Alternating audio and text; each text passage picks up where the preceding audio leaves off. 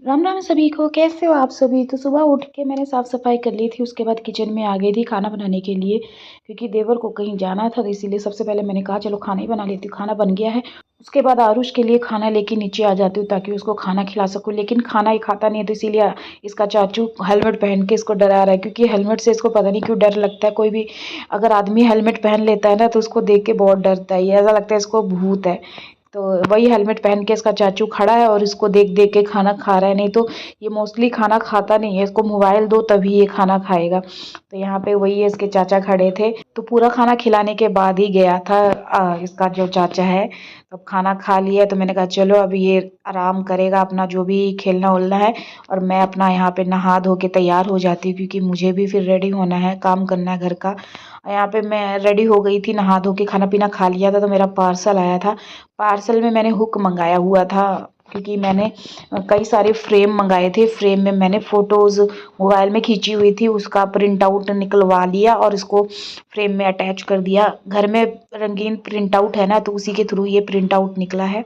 और इन सभी को मैंने फ्रेम में लगा लगा के टांग दिया। इधर मेरे मम्मी पापा की फ़ोटो है, और यहाँ पे आरुष के जब पैदा हुआ था तब की फ़ोटो है। आरुष आरुषी की है, मेरी और कोलकाता निवासी की है।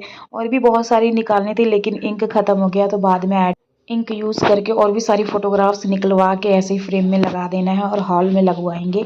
तो यहाँ पे देखिए बिल्ली के रहने का ठिकाना। ये कुर्सी हमने बिल्ली के लिए ही लगवाई हुई है, डाइनिंग टेबल कुर्सी। रात को आती है, महारानी की तरह लेटी रहती है, बैठी रहती है। तो ये बिल्ली के लिए हमने सिंहासन यहाँ पे लगा रखा है। तो यहाँ पे देखिए मैंने यही मालिश तेल बनाया था।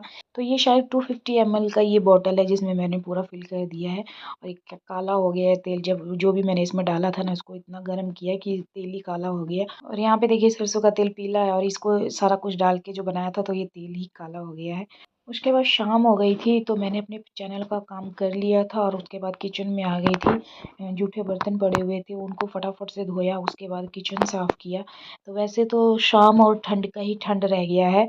दोपहर को तो बिल्कुल भी ठंड नहीं लगती है, तो मुझे ठंड लग रही थी, क्योंकि ऊपर से हर तरफ से खुला है ना, तो बिल्कुल हवा आती है तो फिर ठंड लगती है। और वैसे भी मैंने एक सूतनी पहन रखा है, गाउन पतला सा पहन रखा है, और लाजमी इसमें ठंड तो लगेगी ही लगेगी।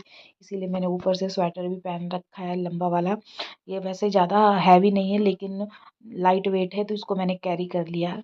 बर्तन धोने के बाद फिर मैं कपड़े सूखने को डालना था, क्योंकि मशीन में कपड़े धुल के तैयार हो गए थे। इसको सूखने के लिए मैंने रात को ही डाल दिया, ताकि भर रात अपना यहीं तार पे कपड़े सूख जाएं, क्योंकि उतनी ठंड भी नहीं है उतनी गर्मी भी नहीं है, बीच में मौसम चल रहा है आजकल।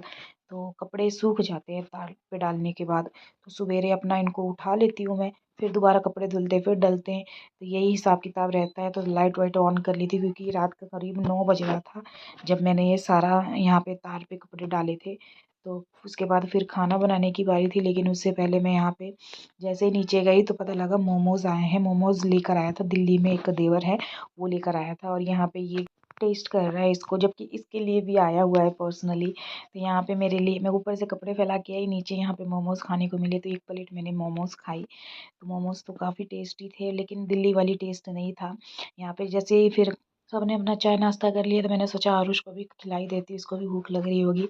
तो खाना इसके लिए लेकर आई थी, भात गरम करके, और यहाँ पे देखिए दुपट्टा और बिंदी लगा के ये बेटहिनी बना हुआ था। तो वही है, ये हरकत सारा एक्सपेरिमेंट ना इसके चाचा करते रहते। कौन करता है? ये इसके चाचा। तो यही है, इसको पहना दिया था। तो फिर मैंने इसको उतारा, बिंदी निकाली गाल से, हबीबी लग रहा था पूरा। तो निकाल के फिर मैंने इसको खाना खिलाया। और रात का खाना बनाना था मुझे, क्योंकि गेस्ट आए हुए थे, वही दिल्ली वाले देवर। तो यहाँ पे मैंने आलू और परवल की सब्ज़ी बनाई थी। परवल तो मेरे ख्याल से ना गर्मियों में जान छोड़ेगा ना ठंडियों में जान छोड़ेगा, परवल आता रहता है। तो यहाँ पे फिर मैंने परवल की सब्ज़ी रोटी, यही रात का डिनर चला था, क्योंकि मैं तो खाती नहीं हूँ, बाकी सबको खिला पिला के फिर रात को सो गए।